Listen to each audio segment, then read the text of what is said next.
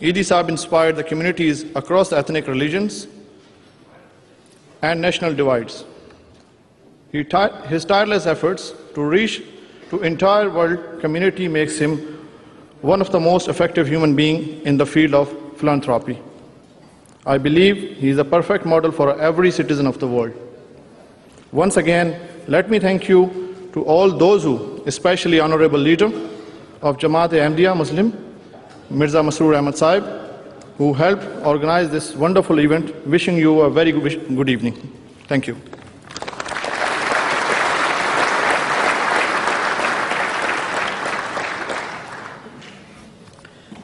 I now have the honor of requesting His Holiness Hazrat Mirza Masroor Ahmad, the head of the worldwide Ahmadiyya Muslim community, to deliver the keynote address.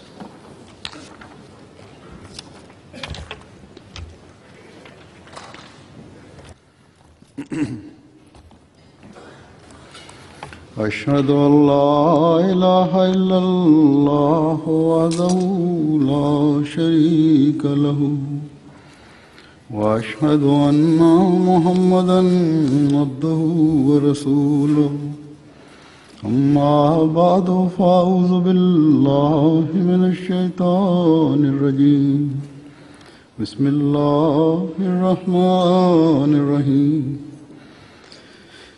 All the distinguished guests, Assalamu alaikum wa rahmatullah. Peace and blessing of Allah be upon you. Today, we are gathered here again after a period of 1 year in accordance with our now annual tradition. This gathering has now become a permanent fixture in the calendar of the Ahmadiyya community. And the majority of people who attend are our dear friends from outside the community. This event has just one purpose, which is for us to come and sit together in a friendly environment to talk about that one goal and shared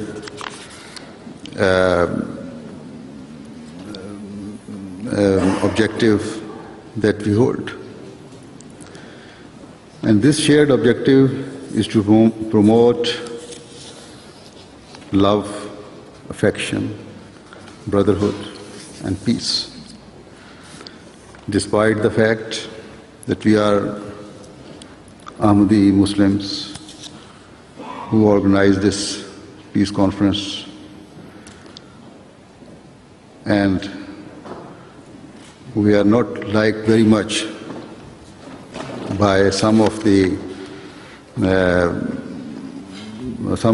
Muslim communities or some other sects of the Muslims. We have among our audience quite a number of Muslim friends, and they are happily attending this function. Similarly, our Christian friends, Jewish friends, Hindu friends, Sikh friends are attending this function, and they have been attending it. Even some atheists come and attend. Furthermore, people of different countries and nations come to attend this event. I'm told that today we have the representation of almost 10 countries. Thus, this gathering is a demonstration that good-natured people come together to sustain and develop their human values, irrespective of religious, cultural, political, and national differences and viewpoints, and so prove their humanity. People come here to try and adopt that shared value through which peace and harmony can be established in the world. In other words, this is a small example of a multicultural and multinational gathering for the same cause. Although this gathering cannot immediately improve the peace of the world, but nonetheless, by mutually coming together, we can enhance the human values within us. Nowadays, many countries of the world have multicultural societies and are home to various religions.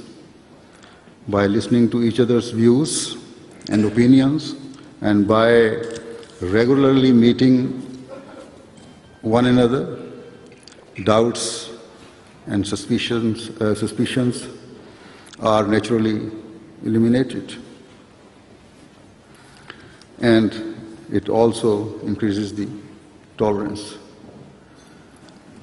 When you become acquainted with others, even to a limited degree, then very minor and small matters are not made an issue of.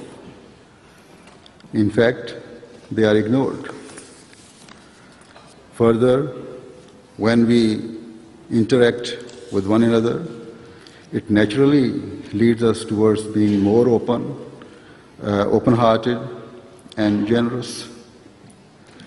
The UK is one of those countries that has become home to people of many different nations, cultures, and religions of the world. Although, in comparison to many larger countries, the UK is relatively small in size, the broad-mindedness of its people has made it like a world in itself. In general, some European countries hold significant reservations regarding the teachings and traditions of Islam. Indeed, some countries have placed certain restrictions on its teachings and traditions, whilst others are considering how to do so. However, in the United Kingdom, this is not the case. Due to the open-minded and progressive nature of the UK public, there is a positive influence here, which means that whichever political party comes into power, it does not toy with the sentiments of religious followers when discussing religious issues. It is my prayer that this desire for justice remain their guiding principle. At the time when the British ruled India, the founder of the Ahmadiyya Muslim community appreciated British nation's desire for justice, and he repeatedly praised them for this. In particular, he praised the government for not interfering with the principle of religious liberty. If the Christian missionaries had full freedom to preach their faith, then so too the Muslims similarly had full freedom to practice and propagate their religion. During that period, a number of court cases were filed against the founder of the Ahmadiyya community. The main reason underlying these allegations was the active religious opposition of other sects of Muslims, Christians, and Hindus towards the founder of our community. These cases were presided by Christian British judges in the court, and some of the cases were filed by Christians themselves. But the British judiciary adopted justice and issued judgment against those people who belong to their religion. Thus, under the British government, every citizen was granted equal rights. It is only through such integrity that peace can